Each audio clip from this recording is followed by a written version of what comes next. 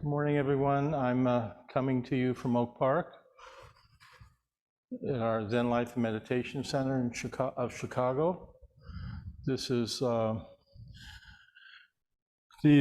Park was settled by English settlers in 1830, and this was a stopover for farmers taking their produce to markets in Chicago. And before the English took this land was occupied by the Potawatomi, the Kickapoo, Miami, and the Peoria tribes.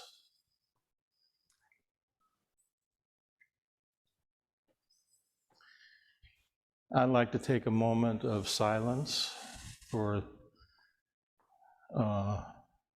all the suffering that's taking place in Uvalde. I'm not sure I'm pronouncing that right. Uvalde. All that suffering.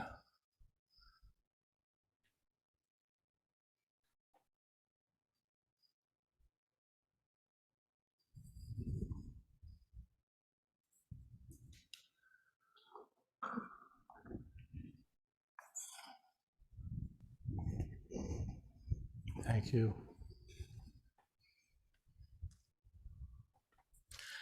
It seems like I've been prefacing my talks for a long time now, as we're living in dark and difficult times.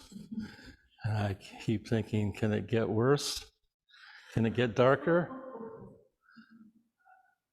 Maybe so.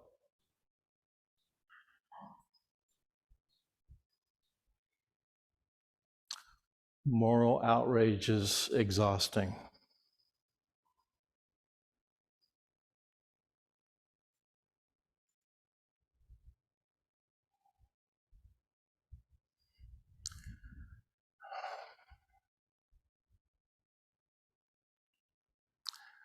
I'm listening to a conference on the Brera conference at Upaya this week. They do it each year, and they have a really wonderful scientist speaking about enacted cognitive science and the implications for that. And one of the phrases that came up in one of the talks was, we are living through a crisis of care.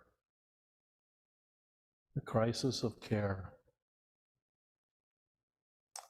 where we're developing habits of not seeing what is here, of not seeing, of being in denial. And so it's unsettling. And the level of violence that is both on the surface now in terms of mass shootings in America, and is under the surface in terms of the threats of violence in the political realm, it's unsettling.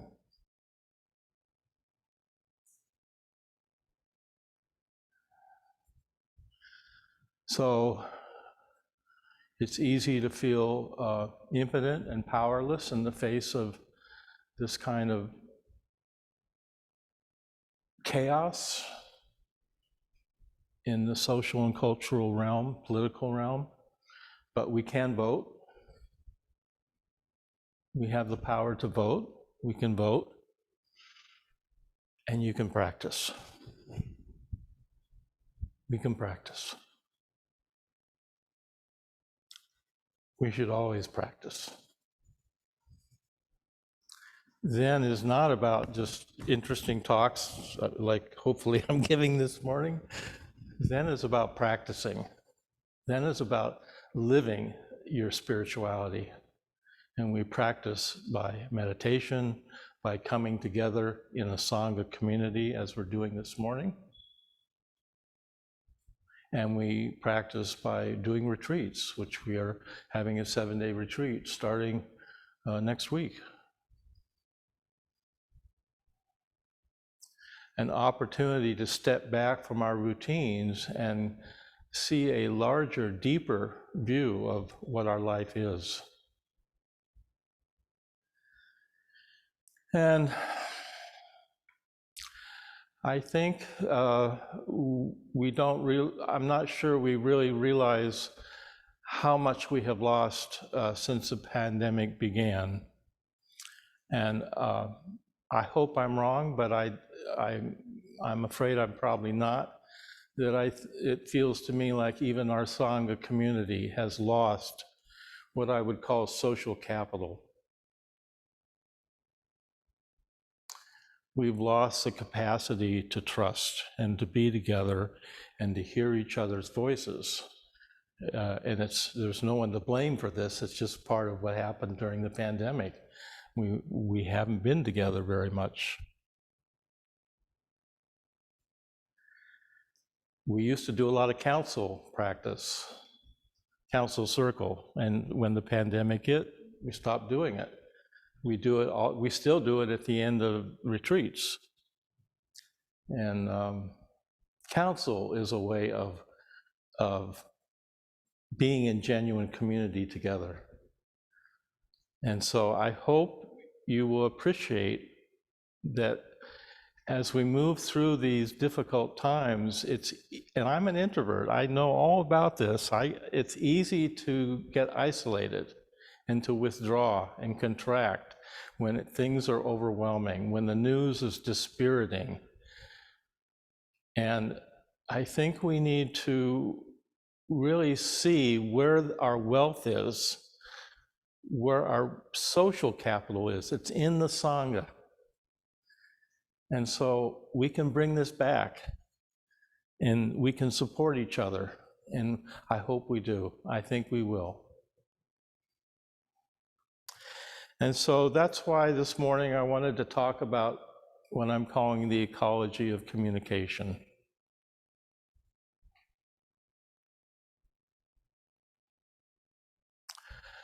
There's a story that a man asked a computer if it was ever going to think like a human. And the computer whirled for a long time, spun, and you know how that thing spins on the screen? And then it spit out an answer. Let me tell you a story.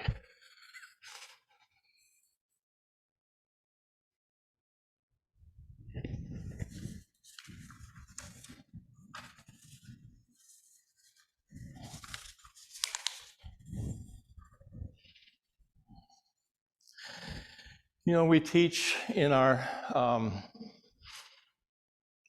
Path of Liberation series, which is starting soon,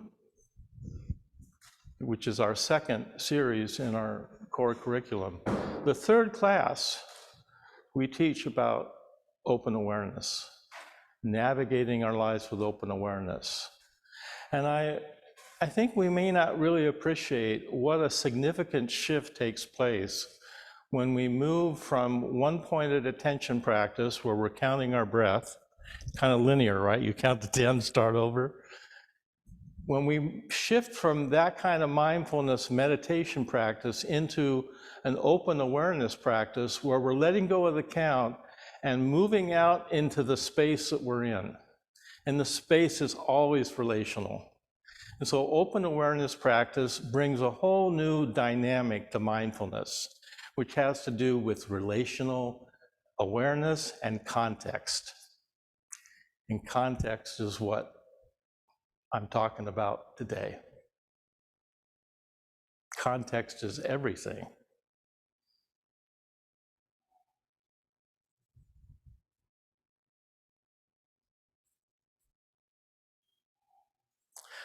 So there's a story that Bill Epperly told me last week that took place between Korean Zen master Shung-san and Kalu Rinpoche many, many years ago. This was back in 1976 at a professor's house in Harvard, and they met together. And Shang-sun was dressed in his Korean gray robes, a really wonderful Zen teacher. And he reached into his robes and pulled out an orange, and he stuck it out in a dynamic, Zen theatrical way to Kalu Rinpoche and said, "What is this?"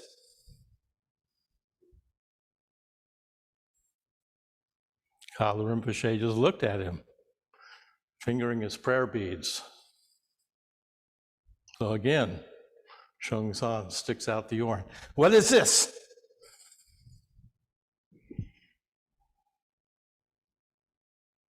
Kala Rinpoche turns to his translator and whispers something. The translator's ear, and the translator says, Kala Rinpoche wants to know who this guy is. Doesn't he know what an orange is?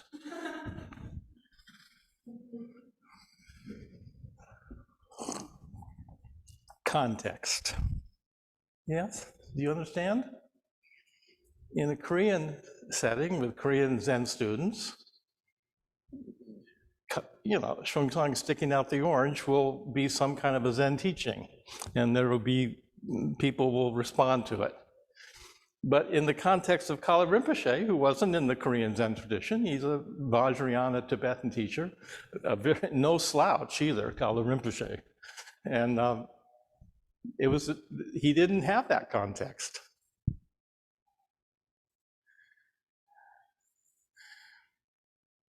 Context matters.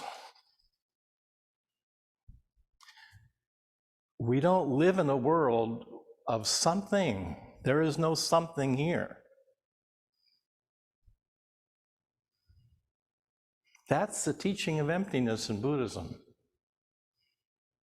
There is no something. We are always in relationship to each other, to the air we breathe, to the water and the food we drink, to the farmers who make the food, who harvest it, to the people at the market that put it on the shelf where we can buy it. We are in relationship to hundreds of thousands of people and animals and plants and systems and technologies. We're not isolated islands unto ourselves. And yet, we often communicate in a language, because it's part of our materialistic culture, in a very linear way that doesn't reflect the richness of the interrelationships that we are a part of every moment of every moment of our lives.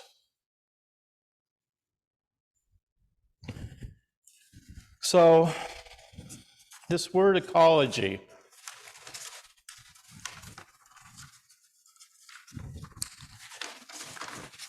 Let's take a moment to explore what this word could mean. What does it mean to you? Ecology. Anybody? There's no right or wrong answer. What's it mean? What's it mean to you, ecology? Sensei?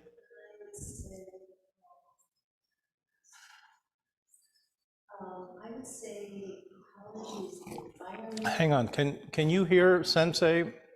They can't hear you, so, yep. I would say it's the environment and all the interactions and balance and imbalance in that environment. Okay. Anybody else? Ecology? Yeah, Mark. Mark's got to say something. I certainly think about it in terms of the natural world and the natural system and the interdependence and the web of life. Yeah. But I also can see how it's more about systems. You can apply it to systems more generally and kind of systems thinking in the kind of relational way that you're talking about, Roshi. Yes. Yes. Did everyone get that? I think it's, yeah, anyone else want to say something about it? Ecology? Anyone online? Cindy? No, thank you. Anyone online want to say anything about ecology? This word was coined back in the 1800s, and in Greek it means the study of the house.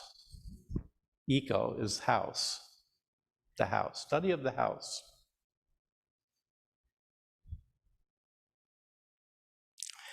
So I was fortunate to have I had the good fortune of taking a class with Gregory Bateson back in the mid-70s, the first year that Naropa Institute started in Boulder. And I took this class with Gregory, and I didn't understand much of what he said. It just went way past me. But he never said anything that was an answer. It was always a question. And he'd bring in lobsters and shells and things, and he'd say, how do we know this is a living thing? And we'd have long conversations, but there was never an answer. It was always another question. And he always was kind of mischievous and playful with us. And I loved him dearly. And then I discovered that he had written this book, Steps to an Ecology of Mind, which I tried to read. I have tried to read many times, and it also goes over my head. I realized that this mischievous man had a rigorous thought process that was very disciplined and was really quite difficult for me to get at.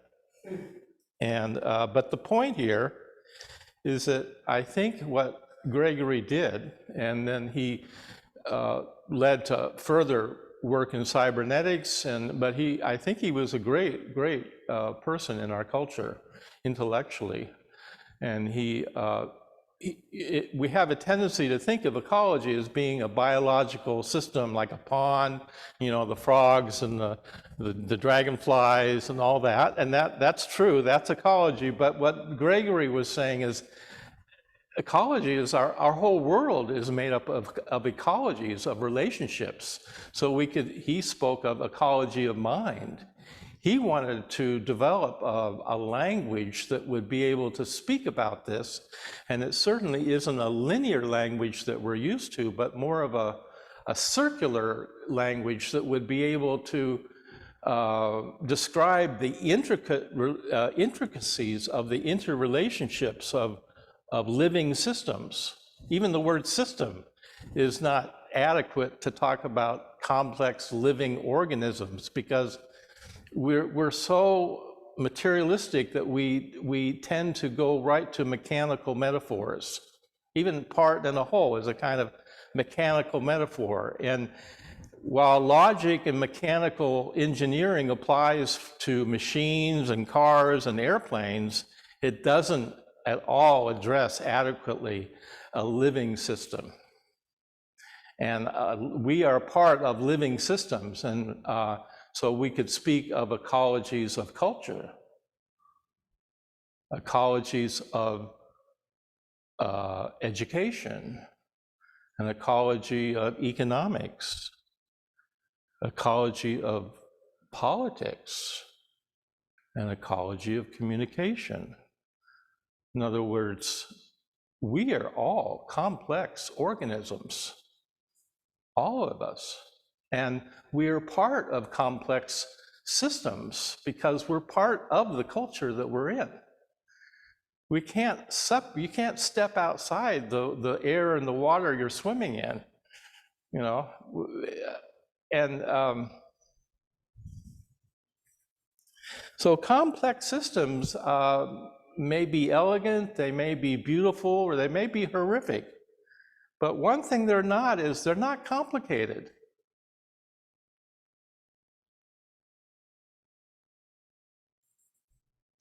They're only complicated when we pull something out of the living fabric of that whole and don't put it back. And that's what we're doing all the time.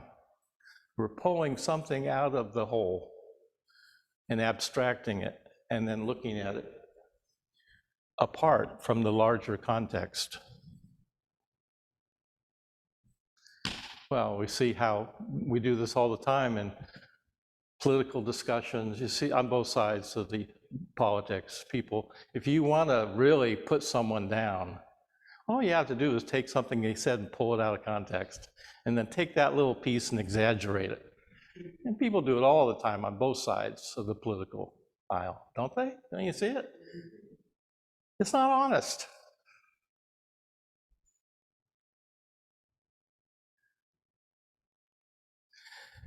nature, wisdom is in the whole, wisdom is in the whole of the living organism. And nature will always punish us for lack of wisdom. Always.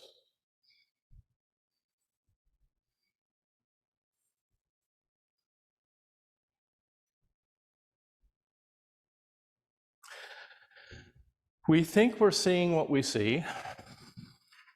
We think there's a given world out there that we've objectified, and it doesn't exist.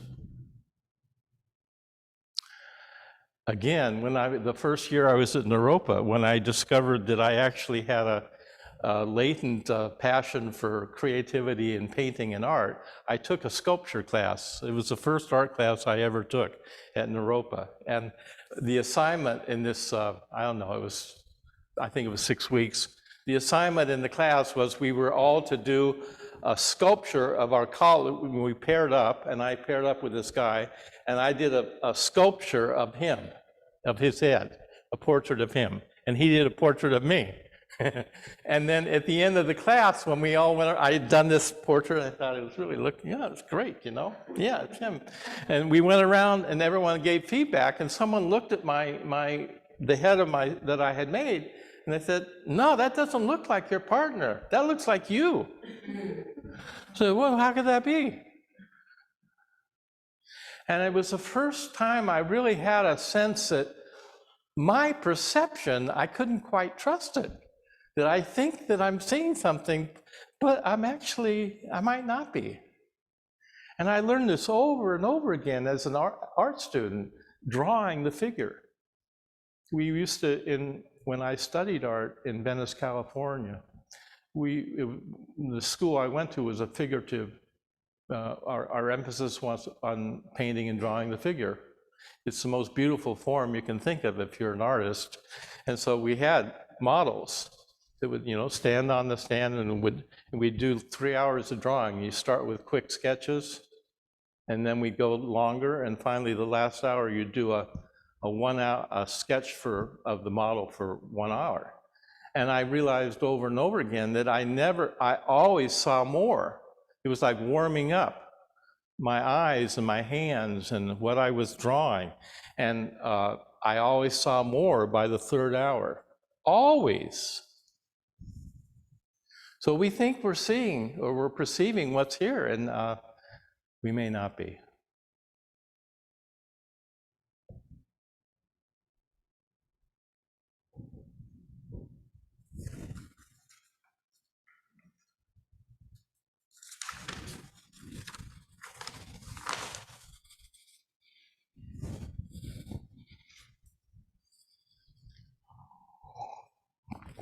So we also reduce mind to, it's very common, people say the mind is in the brain.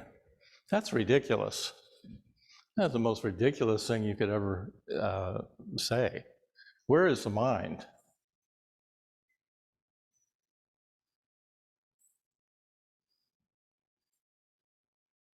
It's obviously here somewhere.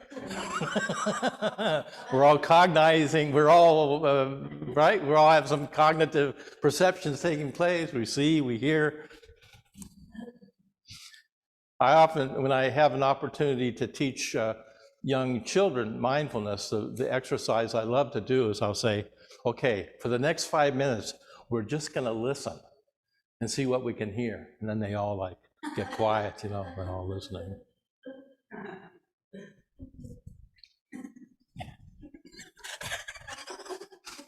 And then at the end of the 5 minutes, I say, see, you just experienced mindfulness.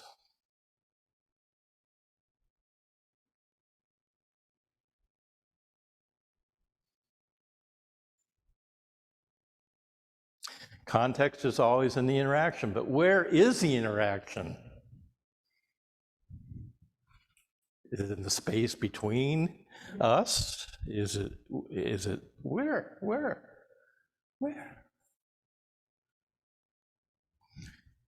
We think of data now as numbers, right? Or digital things.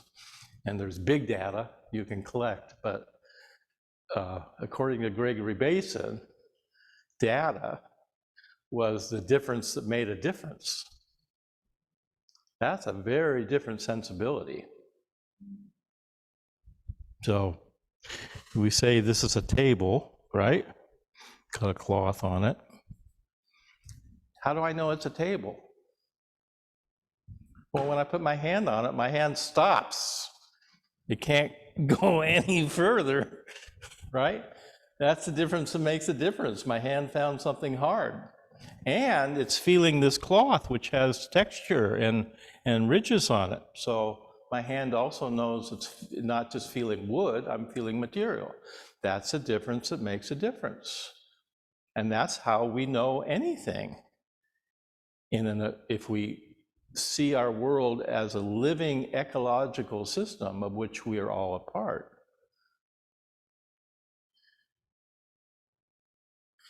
But we don't have a language for how to talk about this.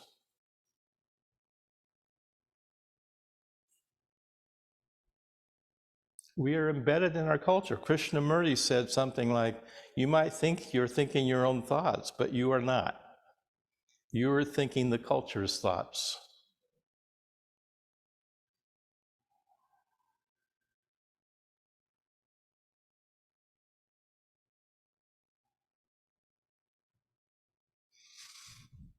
We have the three tenets, which I think is always a good practice to rely on.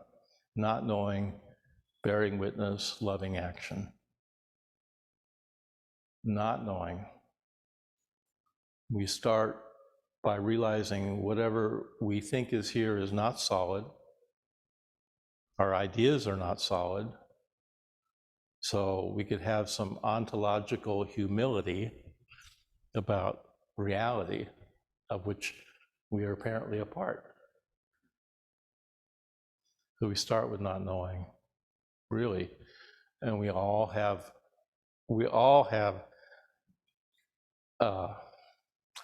opinions, expectations, we all have constructs that we're not even fully aware of that actually govern much of our actions and our decision making. So to truly not know is, I think, really the beginning and the end of Zen practice. To be able to really not know is how we show up here. And it's how we learn anything. Because evolution is always learning, or it wouldn't be evolution. You understand that? Do you appreciate the kind of conversations that take place in a complex system that make up what we call evolution, that make up what we call ourselves, or our bodies, or my forearm, or my elbow, or my knee, now my bionic knee. That's part of my ecology too. You know about cutter ants? Amazing ants. Cutter ants can carry like 13 times their body weight. They're amazing little ants, and they carry these leaves that are these cut leaves that are like, you know, can you imagine carrying 13 times your body weight? I can't. I'm not going to tell you what my body weight is, but I can tell you I'm sure I can't carry 13 times my body weight, and I'm sure you can't either. But cutter ants can. And they carry these leaves, and they carry them back to their nest, and they collect these leaves and build a nest with the leaves. And on the leaves, this fungi grow that the ants eat. Now, the problem with that is that lots of other things like to eat fungi too, like bacteria. So these cutter ants have developed an enzyme that's on the top of their head, and they reach up with their, I don't know, their antlers or their paws, what do you call them? their antlers, and they rub their head with their antenna, and then they rub their antenna on the leaves and on the fungi, and that protects the fungi from any bacteria eating it. You know how many bacteria there are in the countless, right? Millions of.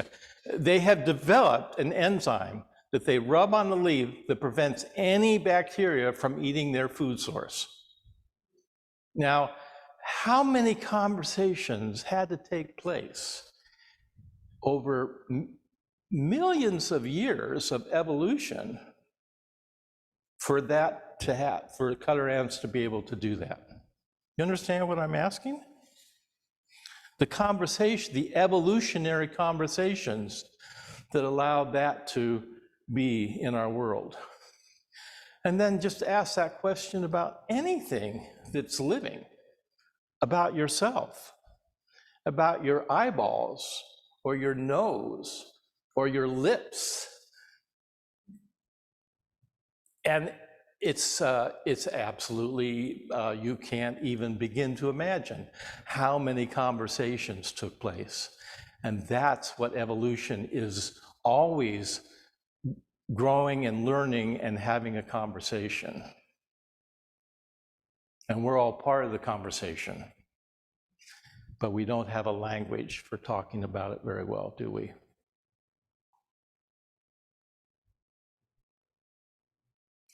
So we start with dropping our assumptions, our conclusions, all the answers we have to make us feel good or certain about things that aren't, and we open. Start by opening, and then we bear witness.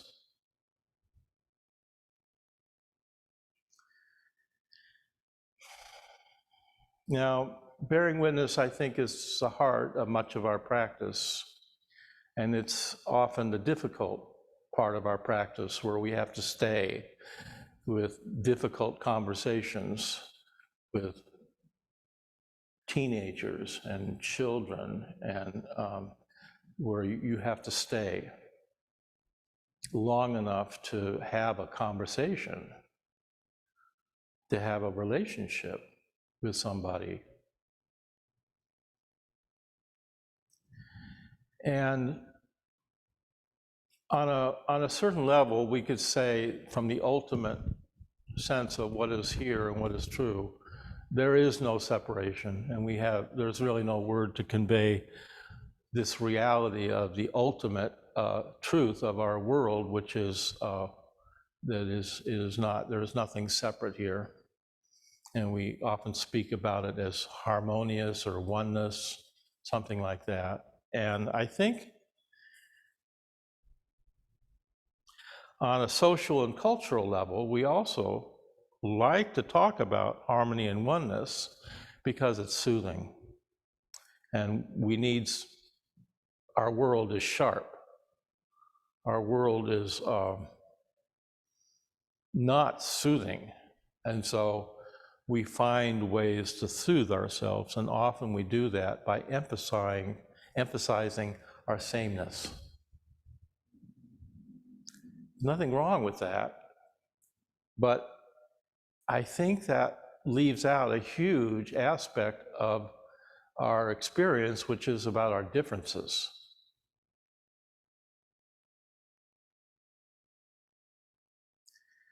And our differences are not usually that soothing.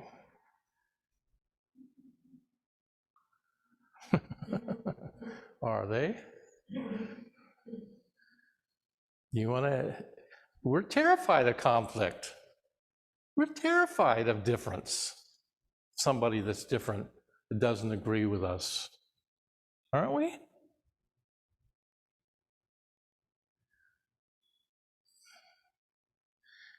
Difference is where growth happens. It's where the tension is. It's where the juice is. Think of music. Think of Beethoven's later symphonies and the tension in his music, and how beautiful those symphonies are. Exquisite. And without the tension, there would be no music there, no beauty, no juice.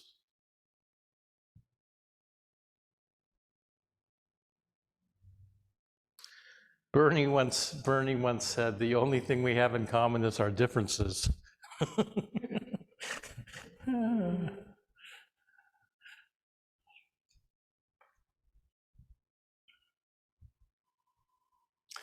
Can we reject the dichotomies of black and white thinking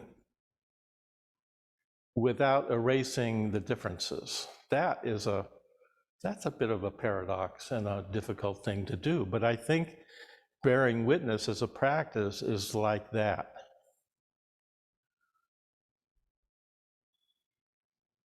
I'll give you, and when it comes to social and cultural norms, emphasizing oneness in a community often has to do simply with conformity and has to do with really then not acknowledging something that is different from that you want. And somebody that doesn't fit into that then is outside. That's done a lot. I'll give you one example that I saw recently that was just heartbreaking. It's very common in high school or college graduations, everyone wears the same uniform. But in some places where there's Native Americans that are graduating, they want to wear their native costume. It's part of their culture. But it's not allowed. They can't wear that in the graduation ceremony. They have to wear the same uniform that everyone else is wearing. Why? Why would they do that? Well, the institution wants them to assimilate into the culture. At least that's their rationale. So if they wore their regalia from their culture, it would be inappropriate. Think about that. You're a Native American woman graduating from college, and your grandmother gives you an eagle feather, and you want to wear it in your hair. It's part about being dignified in your culture. It's something beautiful. Your grandmother gave it to you, but the college says you can't. So that's what we can do with sameness. We can do great harm with that. And it's not very useful. I think when it comes to bearing witness, what's much more, where we're going to learn a lot more is by being willing to, being brave enough to be with the differences that we don't understand, the incongruities, the uncertainties that we can't fix, we can't solve. No one's going to fix global warming.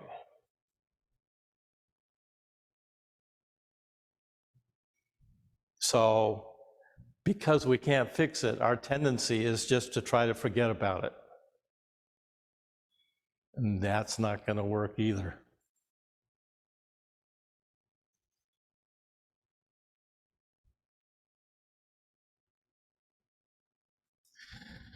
So the idea of the three tenets, and I've seen this a lot. I was telling Sensei the other day, I realized in the peacemaker community, the people that I've known that have done the Auschwitz, and Sensei and I did 2 bearing witness retreats at Auschwitz, and they were hard.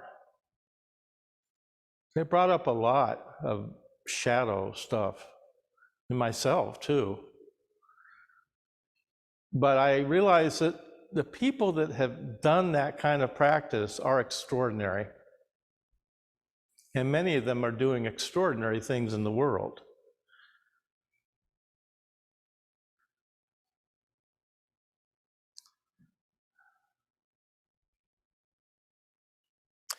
So out of this practice of not knowing and bearing witness comes loving action. It doesn't come from linear thinking. It doesn't come from a to-do list. It comes out of some necessity to act. Compassion is an emergent quality that comes out in our relationship to our world. And if we're brave enough to be in relationship to the incongruities, to the meanness, to the anger, to the violence, then maybe we could find a way forward. Not to fix it, but to come alongside it.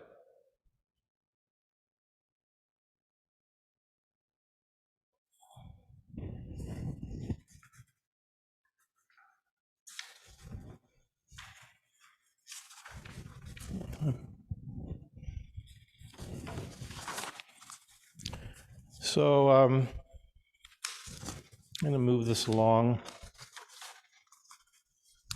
There's a story of Alice in Wonderland. Remember Alice in Wonderland? She goes down the rabbit hole. You ever feel like you go down that rabbit hole? Yeah. Yeah, and she finds herself down there, and she's like shrinks, right? She's really small. She's looking at these big this table. She's like down here. The table is way up there. And then she grows and she gets really big, and she's like right up against the ceiling. She's like, 12 feet tall. And she's so upset, she starts crying. And she cries a whole lake of tears. And then she shrinks again, and she's swimming around in this lake of her tears, and she discovers all the animals are swimming around with her. So she manages to get all the animals out of her tears, and to dry them off, she reads them history. Maybe that's dry enough. And while she's reading it, she says this: the Archbishop found it advisable.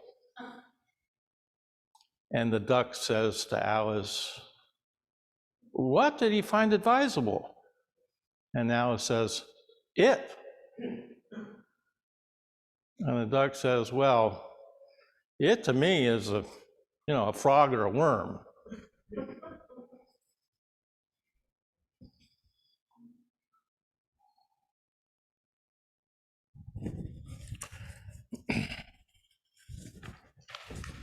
Yeah, so I think when we think about the most important teaching in our tradition, which is shunyata and emptiness, we're really talking about a relational awareness to our world, that we are part of this we are part of living complex systems. We are always learning. Evolution is always learning, and what we don't want to do is to fix something and make it finished, because nothing is finished. Heraclides said, you can't step in the same river twice. We are always growing, living, changing. And that's part of what the teaching of emptiness is all about. There is no thing, something here.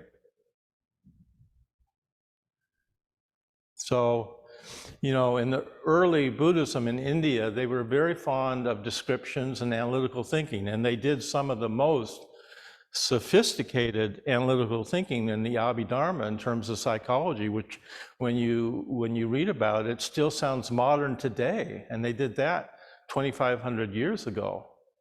So it's amazing. But there's a sense in which in Indian Buddhism, when they talk about emptiness, it seems like an absence. It's like being free of samsara. It's a kind of and when you see how the teachings move from India into China, the Mahayana teachings about emptiness, you see a very different sensibility develop in China. So the Chinese, they were interested in living a good life.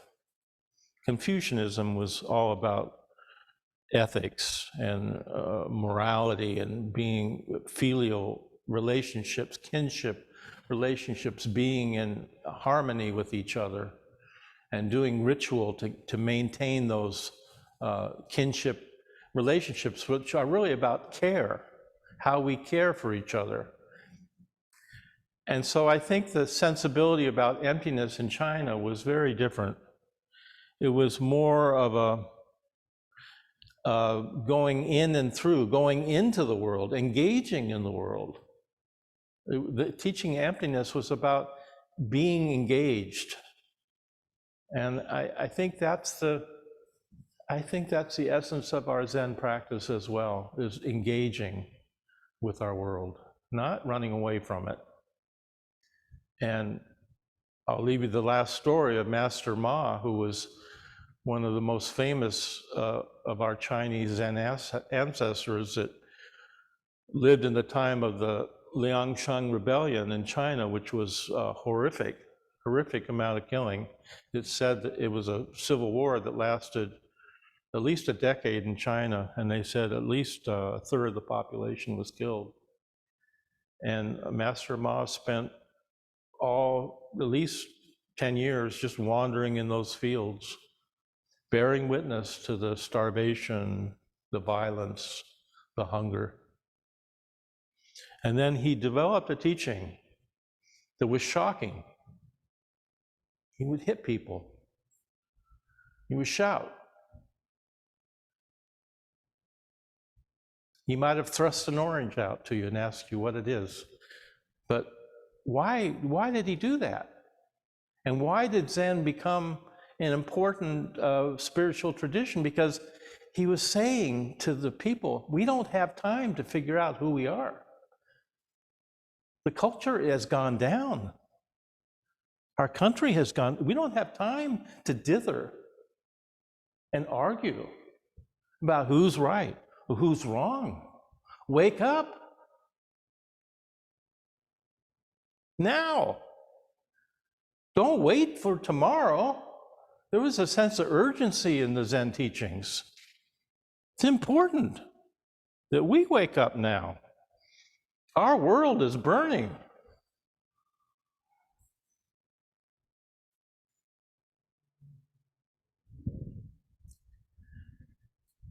So the last thing I'll say about that is that when we realize our world is burning, we tend to develop what some would call a crisis epistemology, which always leads to linear thinking.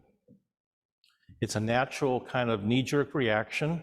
We want to know how to fix it, and people start thinking about wonderful technologies like extracting the CO2 from the atmosphere, which is unrealistic, but it's a good, makes you feel good that you think you could actually solve this problem with technology, and maybe to some degree we will.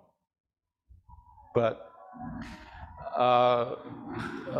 White, there's I don't know, can't remember his first name, he's a Native American anthropologist that developed the notion of kinship epistemology. So what we really need is an epistemology that's similar to the caring that happens in our families, that we care for each other. But usually we just care for our family. We can do that, but can we care for a larger circle outside of our family of people that we're not so close to, or that we're not so familiar with? Can we develop those kinds of kinship relationships in our community? And I think that's what I'm trying to talk about today, about when I mean the ecology of communication. I mean, can we as a Sangha come back and have the juice we had before the pandemic? And I think we can do it, but I think it has gone missing in many ways. And we're going to have to work. We're going to have to be patient and listen to each other. And be able to acknowledge that there are things not being said that are people afraid to say. Can we create a larger field that allows people to feel more comfortable saying something that they might not say otherwise? And I think that's what I mean by the ecology of communication. When I'm in council circle, I always have this experience that there's more wisdom in the circle than I have, and I'm always grateful for that. And that's the ecology of communication. That's realizing that we're all part of larger living system, and this is what I think we should be paying attention to. Cultivating, nurturing. When we take refuge in the three treasures, we're really taking refuge in that as the most valuable thing, the Buddha, the Dharma, and the Sangha. That's what makes us who we are as a spiritual community. So I will end with that and open it up for any comments or questions you might have. Lindy? Forgive me if this question's a little here and there because I was trying not to form it as you were talking. But I feel like when I first came to the Sangha, you know, I come from a theater background, so any introvertedness is kind of beaten out of us because every talking point is like an opportunity to network. And so when I first came here and I encountered a different subculture where people were more reflective and less vocal. I walked around the first couple of months like, man, everybody's mad at me. Like, oh my gosh. And kind of got over that. But something that I struggle with, and I'm wondering if more people in the Sangha are struggling with it because during the pandemic, there was a lot of trauma, you know, just from the pandemic. And when I was a child, I grew up in a very high trauma survival mode environment. And I developed this kind of hyper awareness to kind of help me survive, which you are very attuned to micro expressions and movements, which, you know, served me as a child, but as an adult with people who aren't that particular threat, it really is very misleading and could go down a very twisted path. And I find myself, I catch myself sometimes when I'm doing this, but not all the time because it's almost subconscious. And I was wondering if you had any advice, because I've upped my sitting and I've upped my practice, but I still really struggle with that. You struggle with being dramatic? No, I've accepted that. What? No, I struggle with not being so hyper aware of my environment. Well, you're a drama person. You're in a reflective community of introverts. So context is everything. Oh, that's, yeah. So what I would say is you don't need to necessarily interpret that meaning that there's something the matter with you, because everyone is not going to be as dramatic as you are, because that's part of your practice, is to emote and to be dramatic. That's what actors do, right? Actresses do. So why not be okay with that and play with it? Oh, I kind of like that. Kind of, that's nice. No, you can play with us introverts. You could tease us. Hey. Thank you. You got a lot of food for fodder there. Sure do. Sure do. Okay. Okay. All right. Anyone else? That's a wonderful question. That's exactly what I'm talking about. We have diversity here. We have diversity in terms of what we do as occupations. We also have diversity of generations. You're a younger generation, and many of us are older, so there's that kind of generational diversity that goes on. And the more that we can acknowledge that the differences, the richer we are as a community. And they often get pounded down. Yeah. The Japanese have a saying, the nail that sticks up gets hit down. And the way that cultures do that is they shame, and then you get shunned.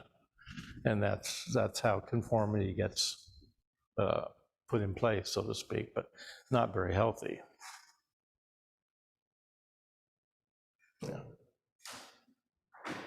Anyone else?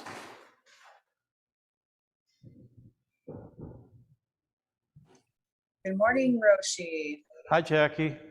Good morning, Sensei. Good morning, Sangha. What a lovely talk. When you said we're swimming in this pool of air together, something of that nature you said, it just really grabbed me, like, yeah, all of us, you know, the ants are in the same pool of air that the cows are in, that I'm in. And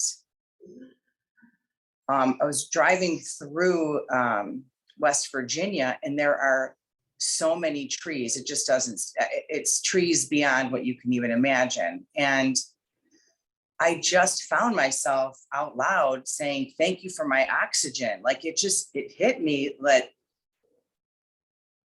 I'm getting my oxygen from them, like as right then and there, like right this second, I'm getting oxygen from the trees right there.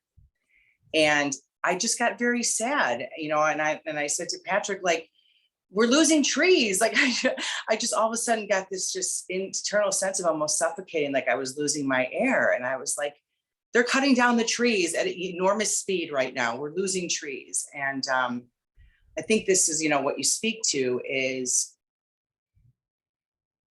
just the awareness of that is a good place for me. What's going to come of that in the next, moment, I don't know, but I had not had that kind of awareness before. Yes, thank you, Jackie. We shouldn't be cutting down any old growth forests at all anymore. There should be regulations on that. Old growth forests are extremely important.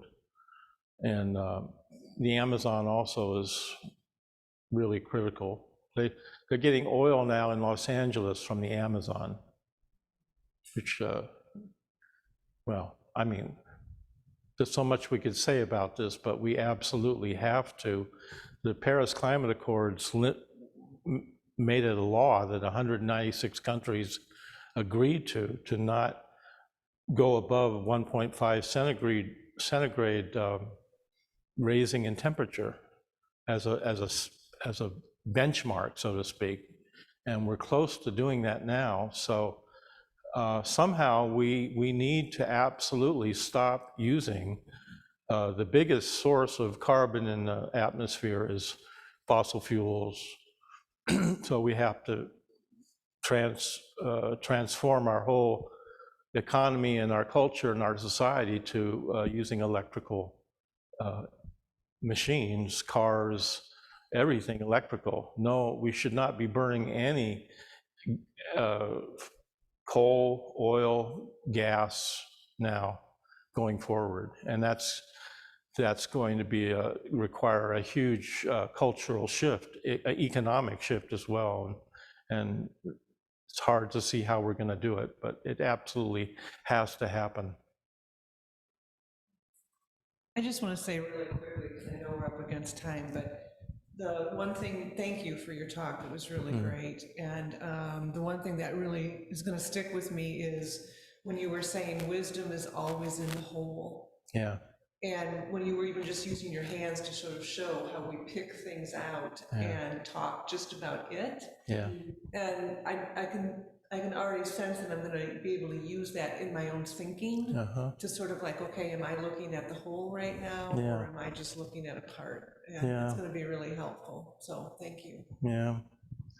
I was, when the shooting happened in Texas, I started watching the news on both sides. And it was like two different planets. And then I remembered something that I think Jackie said, because Jackie and Patrick have been driving around the country and having these kind of conversations with ordinary Americans. And what you realize is that people are good. And people, if you go outside of your bubble and you start talking to people, you realize people, they're just parents, so they want to raise their kids. They want their kids to have good schools. And people, there's a larger conversation that we could be having than just what we hear on the media. We live in these silos, and they're pulling something out of it's a pulling out, and we shouldn't settle for that. Yeah, so thank you.